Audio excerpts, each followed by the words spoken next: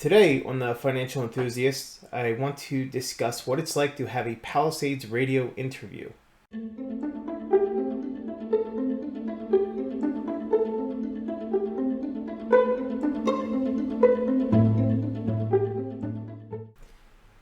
Today I want to talk about what it's like to have a Palisades radio interview with Tom Bodjevics.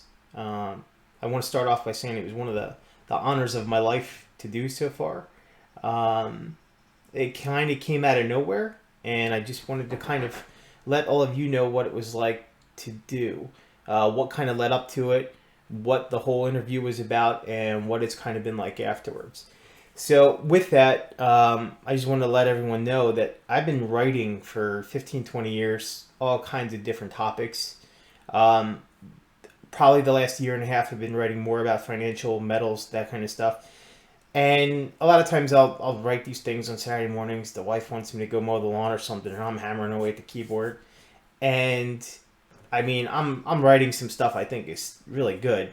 And I was posting on Facebook and getting a couple comments here and there, maybe getting 50, 100 views here and there. I had some subscribers, but it was for me. It was for fun. And when I joined Twitter with all the politics and all the popcorn that was going on, I just kind of wanted to see what else was going on out there. And some of the people I listened to in interviews all the time were out on Twitter. So I started to hit the add button.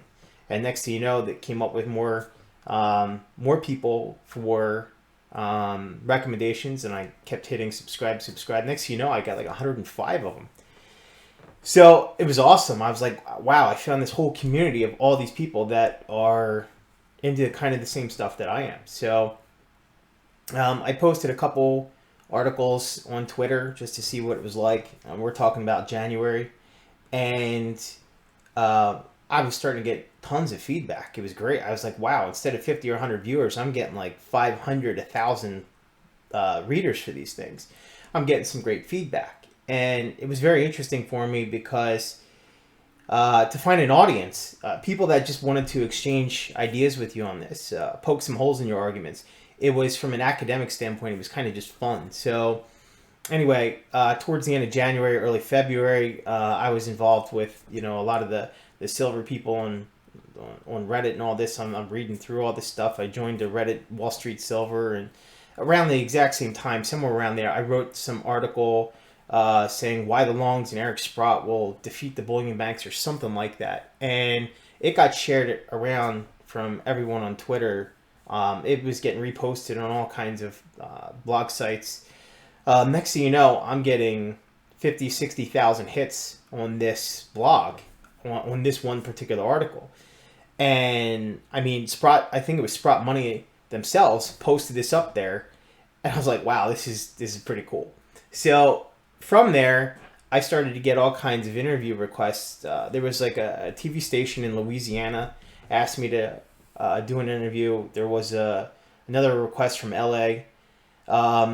There were some little known YouTube channels, but I wasn't really interested in doing any kind of live stuff. I'm not an expert. I'm not in the precious metals industry. I'm not on Wall Street. I've not been an analyst for 25 years like a lot of these guys, and I don't want to be mistaken for any of them. I kind of look at it like this. I was a big sports radio fan growing up, and all these guys were writers, and eventually they were brought in to do like color commentary or analysis. Now, these guys never played pro sports, but they were surrounding themselves in this environment, and they were able to intelligently commentate on the comings and goings of these teams, so to speak. Now, the players themselves probably hated a lot of these analysts because they were critical of them. So I can imagine that if someone like myself gets on one of these programs, people that are actually in the industry are like, who is this guy? What does he know? And I understand that. That being said, Twitter can be a very mean place, so I appreciate a lot of people let me have that forum and discuss about what I saw in the article without completely destroying me. So, like I said, I had only been on Twitter since like December, January, so I had not seen the mean comments and all that stuff yet that's been out there. So I've come to this to be part of a community, and I had a lot of fun with it. So I got all these interview requests, and all of a sudden I see one come up in my email from Tom Bodrovics. I was like, wow, I listen to this guy's channel every single day. I'm like, wow, this is something I might want to do. I talked to some of my friends. I was like, yeah, it's, I'm not sure I want to do this. And they're like, dude, do it. I was like, okay. So I get in touch with Tom. I was completely honored, to be honest with you. And I was just like completely nervous. So we set up a time to do this. And I've never used Zoom or anything like that on my laptop. So I've worked in technology for 25, 26 years, but I manage technology. I'm not somebody that's fixing things, first level type of stuff anymore. So I don't use a lot of this technology. I don't use Zoom. I use certain things for work, but on my own personal laptop, I haven't been playing with Zoom. So I didn't know if I was going to be in like a wind tunnel. I didn't even know if my camera worked. So we get on with the Zoom, and so we're talking for, I don't know, an hour. I mean, like, this is a lot of fun. I'm just going back and forth with him, and I'm all nervous. Now, I prepped for this for about 5 hours leading into this. So, I mean, I'm all talked out. So at about the end of this hour, I'm just like, yeah, we're wrapping up. Things are good. And he's like, do you want to start recording now? I was like, oh my God, you kidding me? So for anybody that does these types of interviews, to know that there's usually some sort of period of time where they talk with you for 5-10 minutes, maybe an hour, something like that beforehand, so you can kind of explore the boundaries of where you're going, what the ground rules are, kind of thing. But for me, I didn't know anything about this. So these pros that are on all these things, they're all used to this kind of stuff. So for me, I'm on my best behavior. I'm kind of all tight and stuff like that, and I'm just like, okay, let's just do this. So after we did that prep for an hour, then I was like, oh God, like I don't even know if I got any steam left. I don't even know if my voice is going to hold up. So we went through a lot of it, and after that, it was pretty cool. I was pretty nervous for it, but it wasn't because of what I wrote. It was just because how I would be perceived by the experts in the community. Because, these guys have been doing it forever. I didn't want to do anything to disparage them or anything like that. But I thought I had something interesting from my blogs that I wanted to share. And again, with this, I write a couple times a week here and there. It's more from an academic type of thing. So if there's holes that I have in my arguments, or if there's things I need to be educated about, feel free to reach out. Let me know. You'll see a lot of my writings. I will share I will share Twitter responses within my writing. So I do try to get the best information I can. Now, with my background, I also do have 6 years of graduate school, so I am very big on sources. I'm very big on making sure that if I'm writing something that I can back it up. Now, a lot of times the information you provide is only as good as your sources. So you'll see a lot in my video, I'll reference certain reports or certain people that, they may not have a PhD in economics. So you have to worry about some of my sources on that. So that's why one of the things I talk about in there is do your own research.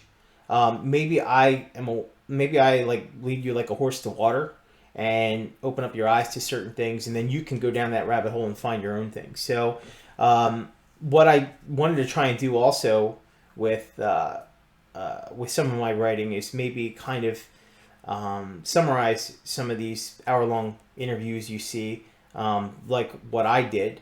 So I don't know. I kind of like the idea of just talking shop with some of this stuff. Let's see, what else? Oh yeah, afterwards. Afterwards, I couldn't sleep. It came out at I don't know, my time, 4 o'clock in the morning, something like that. I woke up, and I'm always up pretty early for my kid, but I think it was 3:30, 4 o'clock or something like that. I scroll on my phone, and I'm watching it for an hour in the middle of the night, and I kind of cringed a little bit because, again, a lot of these guys that do these things, they're well polished. They've been on these things 200 times. They've done all this stuff, and for me, it was hard to watch myself doing it, but it was a lot of fun. And then afterwards, from there, I got like, I think, almost 20,000 views or so on the video. Lots of positive feedback in there. I was expecting the comment section to absolutely destroy me. I mean, there's a couple weird comments, but I also wanted to engage with all the people that spent the time to watch this. I mean, if you go through my video, you'll see in the comments, I'm responding to a lot of the comments. Now, I was in a fraternity in college. I have a pretty thick skin, so I wasn't really letting a lot of stuff get to me. But yeah, I thought it was cool to kind of write back and forth with a lot of these people that, for all intents and purposes, many of them probably deserve to be on that more than I did. But again, I had a certain blog post that got a lot of attention. And with that, I do have a lot of things I write about that I do want to have a platform for. So the reason I'm doing this right now is I wanted to have a collection of some videos that, if you pop onto this channel, I want you to kind of get a good background for where some of this is coming from and where we're going. So why am I doing this right now? I kind of wanted to get a collection of a couple videos together so that if you come here, you know what we're about.